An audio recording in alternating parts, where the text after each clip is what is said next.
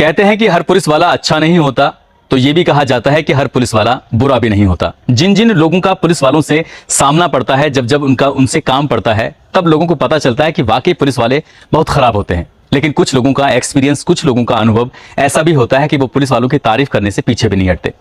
आज की जो सच्ची घटना मैं आपको सुनाने जा रहा हूं, इस सच्ची घटना को सुनने के बाद आपको पुलिस वालों पर गुस्सा भी आएगा और आपको पुलिस वालों पर प्यार भी आएगा। दरअसल एक व्यक्ति, एक दो नहीं, लगभग 4 साल से एक कब्र के अंदर कैद था और उस व्यक्ति को कोई देख ही नहीं पा रहा था। पुलिस वालों ने देखते ही देखते उस फाइल को बंद कर दिया। लेकिन एक आईपीएस ऑफिसर की जब तैनाती होती है, उस आईपीएस ऑफिसर ने उस फाइल को देखा तो देखता क्या है कि एक व्यक्ति कब्र के अंदर कैद है। तभी वो एक टीम गठित करता है और टीम गठित करने के बाद जब राज खुल के सामने आता है तो हर व्यक्ति सुनकर हैरान है, परेशान है। इस बात की गूंज आज चारों तरफ फैली हुई है और उस आईपीएस ऑफिसर को सब लोग वाहवाही कर रहे हैं, उसको सैल्यूट करने पर मजबूर हो रहे हैं। ये ना ऐसे न जाने उस आईपीएस ऑफिसर के नाम कितने किस्से, कितनी कहानियां जुड़ते चले जा रहे हैं, जिनमें से एक कहानी जो आपको मैं आज सुनाने जा रहा हूं, उसको सुनने के बाद शायद आपके अंदर भी सिरहंसी पैदा हो जाएगी।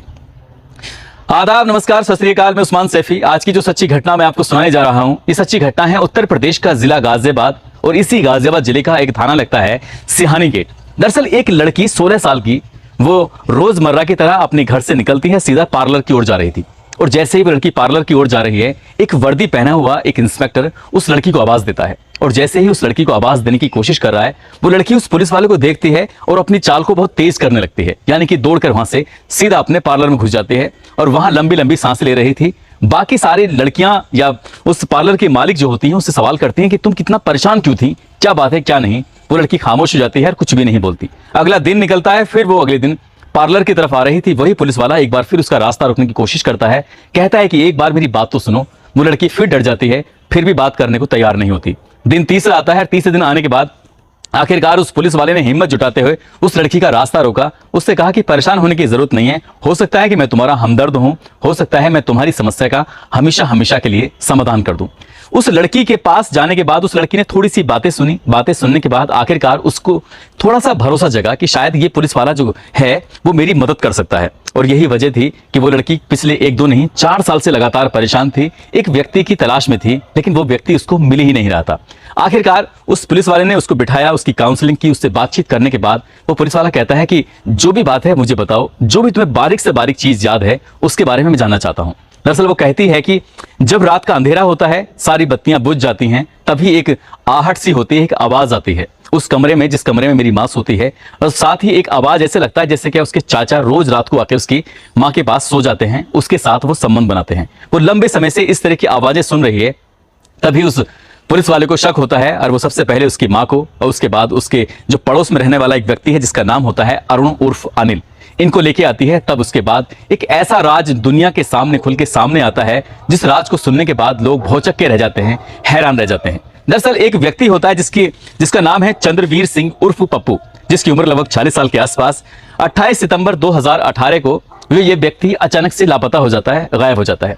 इस व्यक्ति को तलाश करने के लिए इसके घर वालों ने तमाम कोशिशें की, पुलिस को फोन किया, आसपास के लोगों के साथ मिलकर आसपास के इलाकों में ढूंढना शुरू कर दिया। दरअसल ये व्यक्ति गाजियाबाद का जो नंदग्राम इलाका है, उसी नंदग्राम इलाके का एक गांव लगता है सिकरोड। दरअसल इसी सिकरोड गांव का रहने वाला, जमीन ज्यादा अच्छी खासी थी लेकिन कुछ काम नहीं करता था, और काम नहीं करता था इसलिए जमीन के छोटे छोटे टुकड़े बेचकर वो व्यक्ति अपने परिवार का और अपना गुजर बसर करता था। लेकिन 28 सितंबर 2018 को जब ये अचानक से गायब हो जाता है तो परिवार वालों की मुश्किल बढ़ जाती है। लगातार कई दिनों तक तलाश करने के बाद जब कोई सफलता नहीं मिलती, तब छोटा भाई भूरे सिंह सीधा सिहानी गेट पुलिस स्टेशन जाता है और वहां जाकर कहता है कि साहब मेरा भाई अचानक से गायब हो गया है, गुमशुदा हो गया है, उसको तलाश करने की कोशिश करो। तभी दौड़ते हुए उसकी पत्नी सविता भी आती है। सविता आकर कहती है कि मेरे पति को गायब हुआ नहीं है बल्कि गायब किया गया है, और करने वाला कोई और नहीं, मेरा ही देवर भूरे सिंह है जो आपके यहां पर मुकदमा दर्ज कराने के लिए आया है। बस यहां इतना सा कहना था। 5 अक्टूबर 2018 को मुकदमा तो दर्ज हो जाता है, लेकिन देवर और भाभी एक दूसरे पर आरोप मढ़ने लगते हैं। देवर कहता है कि भाभी ने गायब किया है और भाभी कहती है कि मेरी जो जमीनें हैं, मेरे जो कुछ सामान हैं, इन पर ये कब्जा करना चाहता है, इसकी नीयत में बदी है, इसलिए इसको गिरफ्तार कर लो और इससे उगलवाने की कोशिश करो कि आखिरकार मेरा पति कहां है। जब ये बात पुलिस वाले सुनते हैं तो पुलिस वालों को हैरानी होती है, पुलिस वाले परेशान हो जाते हैं, करें तो क्या करें। आखिरकार पुलिस वाले ने इन दोनों को पकड़ा, गिरफ्तार किया और सीधा हवालात में बंद कर दिया। अब इनसे पूछताछ करने की कोशिश करते हैं तो कुछ मिलता ही नहीं है, कुछ सफलता ही हासिल नहीं होती। और जैसे जैसे वक्त आगे गुजरने लगता है, जैसे जैसे वक्त आगे बढ़ता है, तो पुलिस के लिए ये जो केस था एक महज बेकार का केस था। पुलिस वालों ने इस केस में कोई गंभीरता नहीं दिखाई, और गंभीरता ना दिखाने की वजह से जब कहते हैं कि हमें कुछ सबूत ही नहीं मिला, तो पुलिस वालों ने इस मामले में फाइनल रिपोर्ट लगाकर हमेशा हमेशा के लिए इस केस को बंद कर दिया। और जैसे ये केस बंद होता है, उसके बाद फाइल दर फाइल ऊपर चढ़ती रहती हैं और फाइल धूल फेंकने लगती है। वो मामला ये मुद्दा कहीं ना कहीं ठंडे बस्ते में चला जाता है। लेकिन एक वक्त ऐसा भी आता है, 4 अप्रैल 2022, यहां पर आईपीएस ऑफिसर मुनिराज जी की तैनाती होती है। तैनाती होने के बाद वो पूरे जिले का भ्रमण करते हैं, पूरे जिले के बारे में बारीकी से जांच पड़ताल करने की कोशिश करते हैं। और तभी वो अपनी टीम को बुलाते हैं, कहते हैं कि मुझे ऐसे केस चाहिए जिसमें फाइनल रिपोर्ट लग चुकी है, यानी कि एफआईआर लग चुकी है, कुछ लोग गायब हैं, ऐसे लोगों के बारे में जानना चाहता हूं। तभी एक फाइल आती है और धूल फांकती हुई इस फाइल में से जब मुनिराज जी के सामने वो फाइल पड़ी हुई थी, तो एक व्यक्ति होता है चंद्रवीर सिंह उर्फ पप्पू, जिसकी उम्र 40 साल होती है, जो कि सियानी गेट के इलाके का रहने वाला, वहां का गांव है सिकरोड। उस व्यक्ति के गायब हुए 4 साल का लगभग वक्त होने वाला था। तभी मुनिराज जी को लगता है कि इस मामले की जांच कराई जाए। उन्होंने इसके लिए अब्दुल रहमान सिद्दीकी होते हैं क्राइम ब्रांच के ऑफिसर, उनको तैनात किया। उनसे कहा कि मुझे इस मामले की जांच पड़ताल चाहिए, जितनी जल्दी हो सके इस घटनाक्रम का खुलासा चाहिए। आखिर मैं जानना चाहता हूं कि आखिरकार एफआईआर क्यों लगी है, क्या बात है। तभी वो पुलिस इंस्पेक्टर सबूत जुटाने की कोशिश करता है, गांव वालों के पास जाता है, रिश्तेदारों के पास जाता है, उसकी पत्नी के पास जाता है, आसपास के लोगों के पास जाता है, सबसे बातचीत कर रहा है, लेकिन कुछ भी नहीं मिलता। तभी थोड़ी सी जानकारी उसको मिलती है कि सन 2008 में इस व्यक्ति की उम्र ज्यादा होती है और जिससे इसकी शादी होती है सविता से, वो उम्र की कम थी। दोनों की शादी हो जाती है। सन 2010 में इसको एक बेटी पैदा हो जाती है और बेटी पैदा होने के बाद ये परिवार खुशहाल तरीके से रह रहा था, लेकिन ये जमीन के टुकड़े बेचकर शराब पीने का आदी था।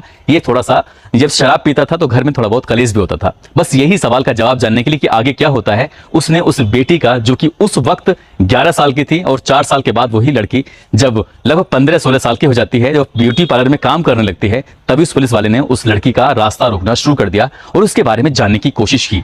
तब लड़की कहती है कि मैंने अपने चाचा को देखा है, और चाचा के नाम आता है, जो पड़ोसी होते हैं, अरुण उर्फ अनिल, और मां का नाम आता है सविता। जब इनको गिरफ्तार किया जाता है तब चौंकाने वाली बात सामने आती है। दरअसल सविता कहती है कि उसका पति उसको रोज मारता था, शराब पी के आता था, उसको वो औरत नहीं ऐसा समझता था जैसे कोई मशीन हो, जिसको चाहे जितना मारो, जिसको चाहे कुछ भी कहो, वो जानवर समझता था, और जानवर से ज्यादा उसकी बदतर हालत हो जाया करती थी।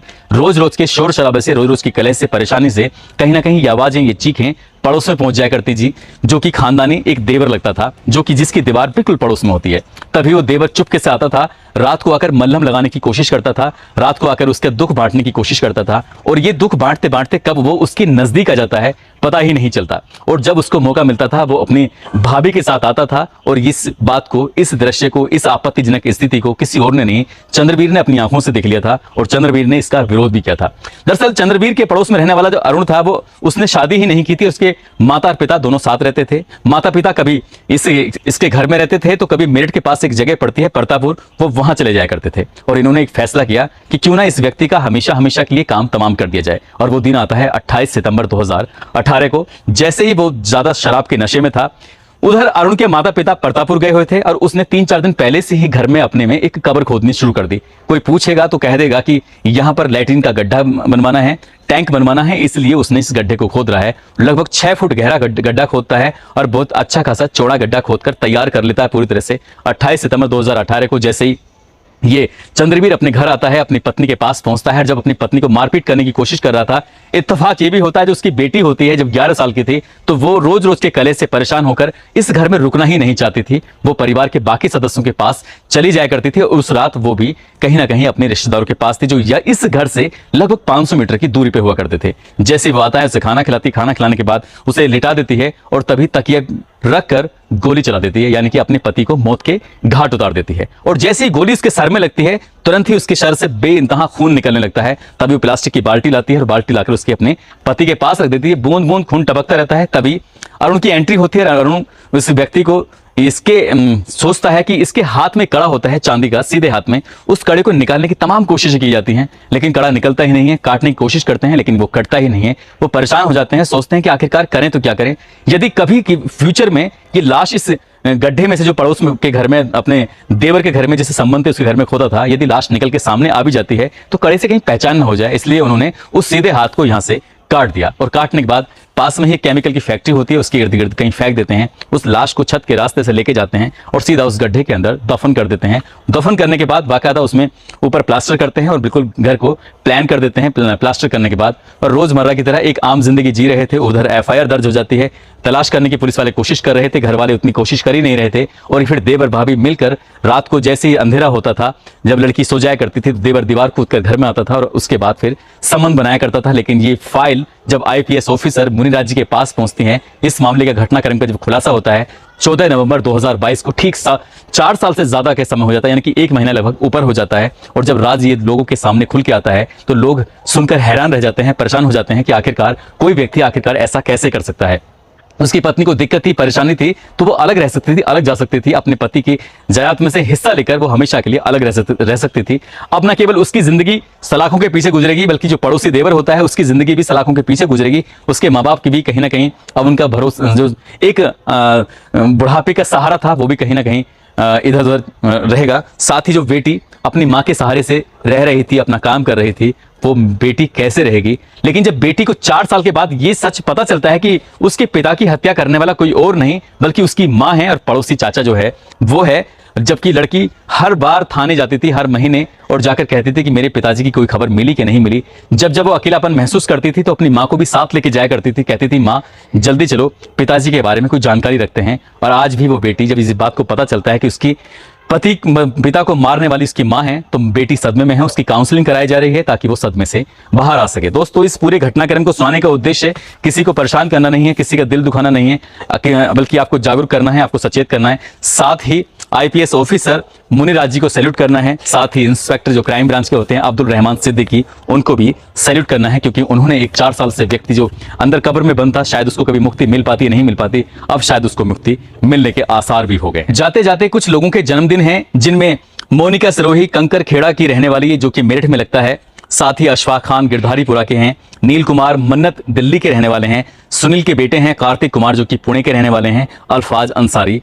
इन लोगों के जन्मदिन हैं। इन सभी को जन्मदिन की बहुत सारी शुभकामनाएं, बहुत बहुत मुबारकबाद। साथ ही कुछ लोगों ने नाम लेने की अपील की थी, जिसमें तोकीर आलम है किशनगंज से, मोटाराम वाड़मेर से हैं, रानी कुमारी दिल्ली से हैं, वैभव पटेल, संध्या कुमारी विष्णु सिंह आगरा से, नौशाद आलम, उत्तम यादव भोपाल से हैं, रजनीश बिहार से हैं, डॉक्टर मोहित वर्मा बहराइच से हैं, साकिब रजा फुर्सतपुरा से हैं, राकेश मीणा जयपुर से, विवेक कुमार प्रयागराज से, विमलेश बिहार से, उस्मान खान CRPF मेरठ से हैं, कैलाश चंद वर्मा राजस्थान से, सुरेश मीणा राजस्थान से, पवन कुमार बीकानेर से, आरिफ आलम बिहार से, निशार सैफी बिजनौर से, मीना यादव, कौशलेंद्र कुमार सीतापुर से, भानु गहलोत उनकी बेटी आरोही गहलोत बीकानेर के रहने वाले हैं, उवैश कुरैशी राजस्थान से, तारो देवी करनाल से, ज्ञानदेव पंडित झारखंड से, मदन शर्मा आगरा से, सनी कुमार दिल्ली से, अंकित अवस्थी हरदोई से, आरिफ अली मुरादाबाद से, अमरजीत कुमार।